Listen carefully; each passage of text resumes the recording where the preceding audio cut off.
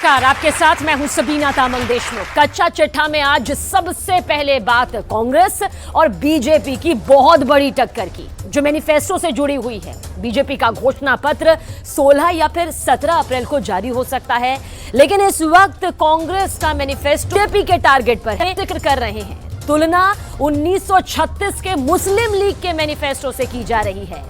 League से कांग्रेस का connection बताने पर कांग्रेस ने अब चुनाव आयोग से बाकायदा इसकी शिकायत भी की है।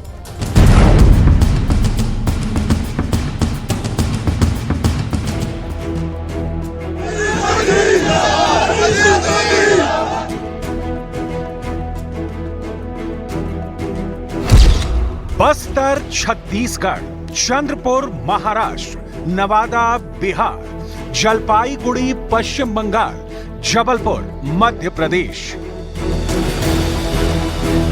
रैलियों का रेला है, रोड शो का तांता है, जनता से सीधा संवाद है, विपक्ष पर तीखा और करारा प्रहार है। प्रधानमंत्री Narendra Modi super action mode में हैं।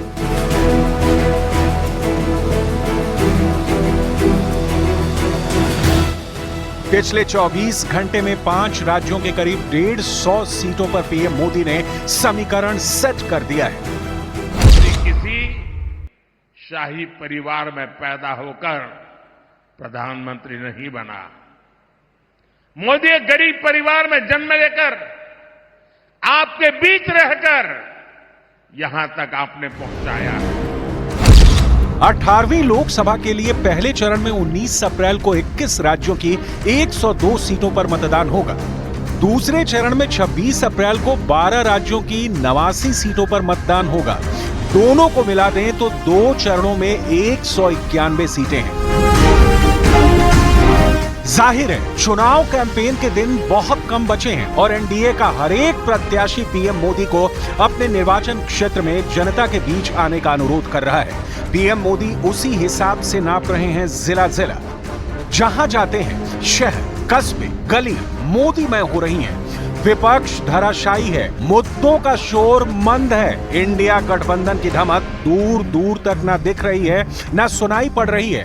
मैदान खाली है और पीएम मोदी के पास मौका है, लिहाजा बरस रहे हैं भ्रष्टाचार के खिलाफ, गरीबी के खिलाफ। मैं कहता हूं, भ्रष्टाचार हटाओ।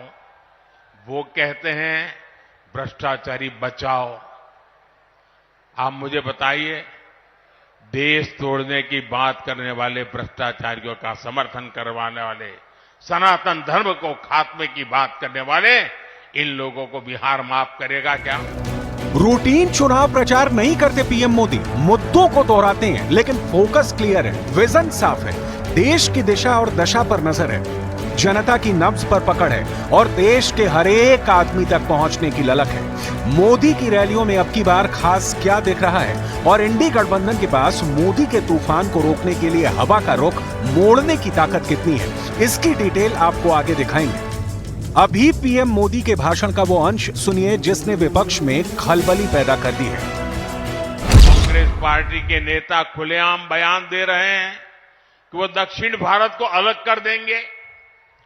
2 दिन पहले कांग्रेस ने जो अपना घोषणा पत्र जारी किया है, उसमें भी मुस्लिम लीग के विचारों की छाप है। कांग्रेस ने घोषणा पत्र नहीं, तुष्टीकरण पत्र जारी किया है। अपनी रैलियों में प्रधानमंत्री नरेंद्र मोदी कांग्रेस के मैनिफेस्टो पर खूब बोल रहे हैं, लेकिन सवाल है कि कांग्रेस के मैनिफेस्टो में ऐसा क्या है जिसका पीएम मोदी बार बार जिक्र कर रहे हैं।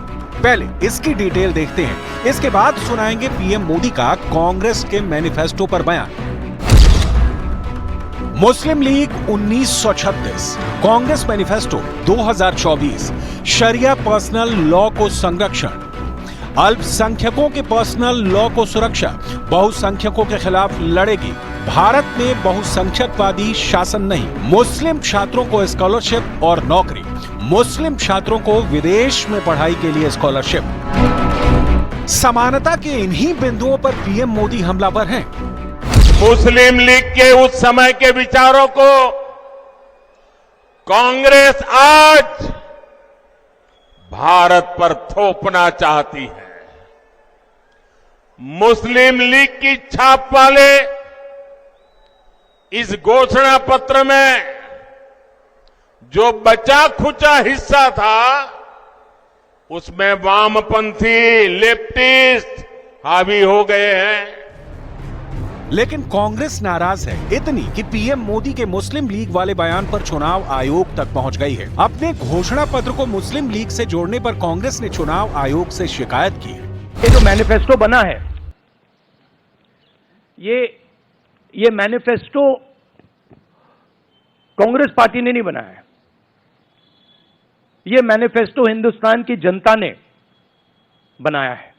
हमने सिर्फ इसको लिखा है, ठीक है, और हमने सिर्फ इसको लिखा है।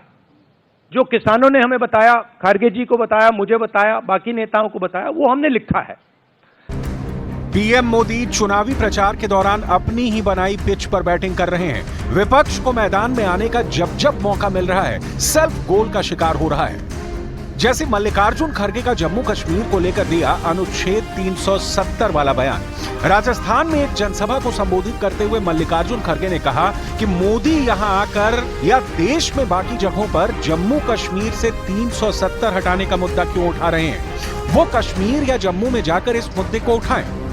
पीएम मोदी ने पलटवार किया और विपक्ष चित है। बीजेपी के राष्ट्रवाद के ओके एंड टेस्टेड मुद्दे पर, यही नहीं, अयोध्या में रामलला की प्राण प्रतिष्ठा पर कांग्रेस के रुख को पीएम मोदी देश भर में घूम घूम कर बता रहे हैं। हिंदुत्व और सनातन विरोध का एजेंडा जनता को लुभा रहा है।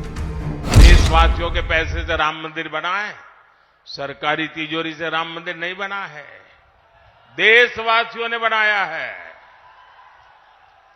इनकी क्या दुश्मनी है इस देश के लोगों से, इनकी क्या दुश्मनी है प्रभु राम से, इनकी क्या दुश्मनी है अयोध्या से, उनकी क्या दुश्मनी है हमारी विरासत से कि राम मंदिर बन गया तो बोले हम उसके प्राण प्रतिष्ठा में नहीं जाएंगे, विरोध किया। 2019 के चुनाव प्रचार के दौरान बीजेपी के पास जितने मुद्दे थे उससे कहीं ज्यादा अब की बार है। तब बीजेपी के पास अनुच्छेद 370 पर रामलला की प्राण प्रतिष्ठा पर रॉ मटेरियल था। अब की बार पीएम मोदी जमीन पक्की कर चुके हैं। जिस इलेक्टोरल बॉन्ड पर गाजे बाजे के साथ विपक्ष बीजेपी को घेरने निकला था, वो सीन से ही गायब दिख रहा है। ईडी, सीबीआई जैसी एजेंसियों के विपक्ष का आरोप भी हवा हवाई हो गया है। राहुल गांधी, तेजस्वी यादव से लेकर अखिलेश यादव की रैलियों में ना वो रौनक दिख रही है, न जनता का वो जोश। ऐसा लगता है कि मैदान में मोदी अकेले बच गए हैं। पूरा विपक्ष चित दिख रहा है। इस वक्त अगर देश के अंदर सबसे ज्यादा चर्चा किसी लोकसभा सीट की है तो वो है अमेठी। दरअसल अमेठी में कौन चुनाव लड़ेगा, इस मुद्दे पर आज एक जबरदस्त ट्वीट आ गया। राहुल गांधी ने अमेठी को लेकर एक खास रणनीति तैयार की है, जिसकी चर्चा इस वक्त यूपी से दिल्ली तक हो रही है। और दूसरी तरफ अमेठी के मैदान में राहुल और सोनिया के